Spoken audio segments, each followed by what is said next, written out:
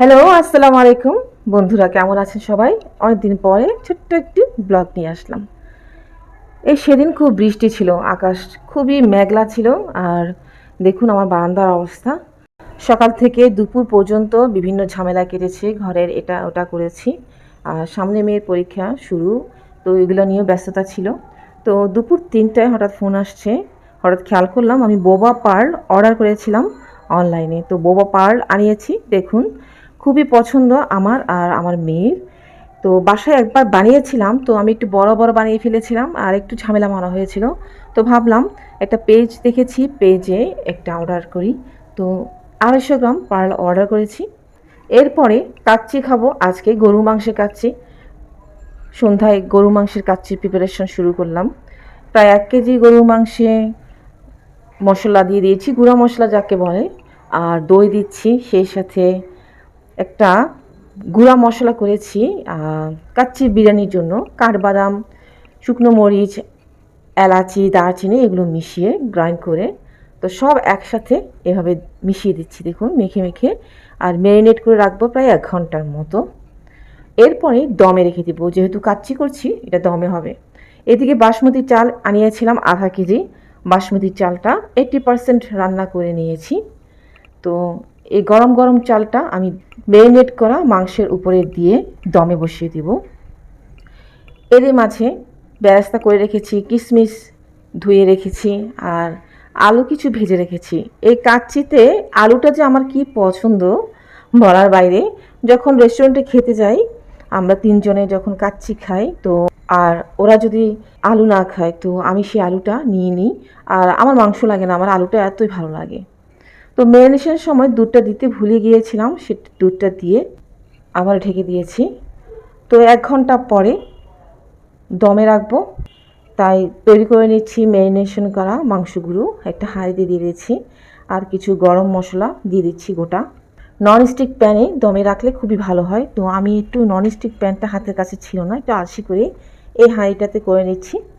তো বেরেস্তা দিয়ে দিচ্ছি, সে সাথে কিছু কাজু বাদাম দিয়ে দিচ্ছি, আর একটু কেওড়া জল দিয়ে দিচ্ছি, সামান্য ঘি, ভেজে রাখা আলু, কিশমিশ দিয়ে দিচ্ছি।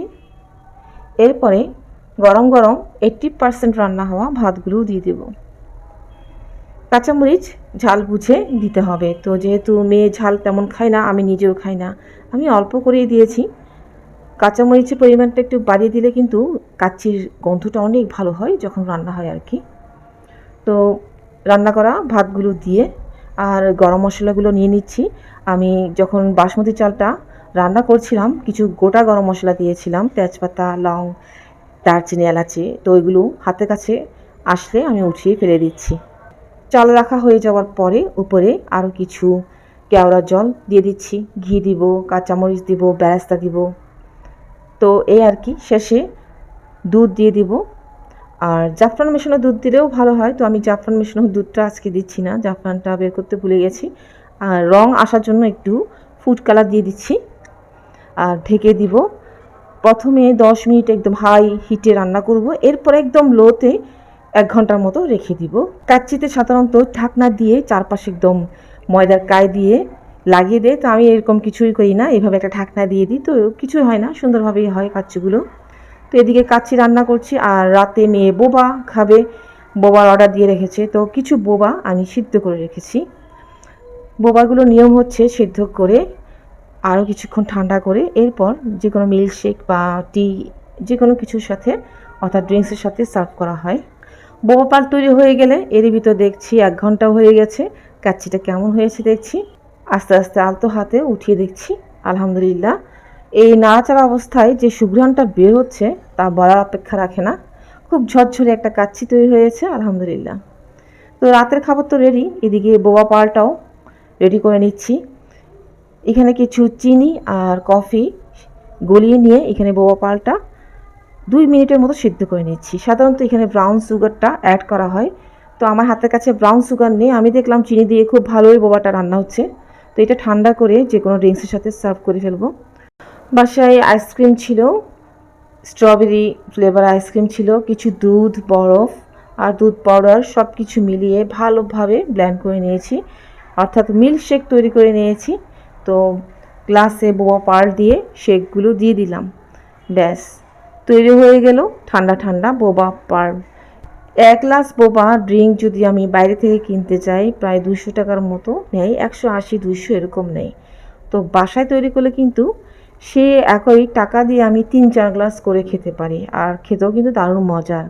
আর অনলাইনে এটা অর্ডার করেছি, একটু কনফিউশনে ছিলাম কেমন জিনিসটা, তবে ওনারা আমাকে খুব ভালো একটা বোবা পার্ল দিয়েছে। তো এই হলো আমার আজকের ব্লগ। ভালো থাকবেন, কেমন লেগেছে কমেন্টে জানাবেন আমার আজকের ব্লগ। আর কাচ্চিতে যে মশলাটা দিয়েছি সেটা আমি কিছুদিন পরে পোস্টে দিয়ে দিব, আপনারা দেখে নিতে পারেন। আর কাচ্চি রান্নাটা অনেক সহজ, দেখতে পাচ্ছেন কথা বলতে বলতে আমি কিন্তু দেখিয়ে দিয়েছি। তো যাই হোক, বিদায় নিচ্ছি। খুব তাড়াতাড়ি হয়তো আরও নতুন কোনো কিছু নিয়ে আপনাদের সাথে দেখা হবে। ভালো থাকবেন সবাই, বিদায় নিতে হচ্ছে। আল্লাহ হাফেজ।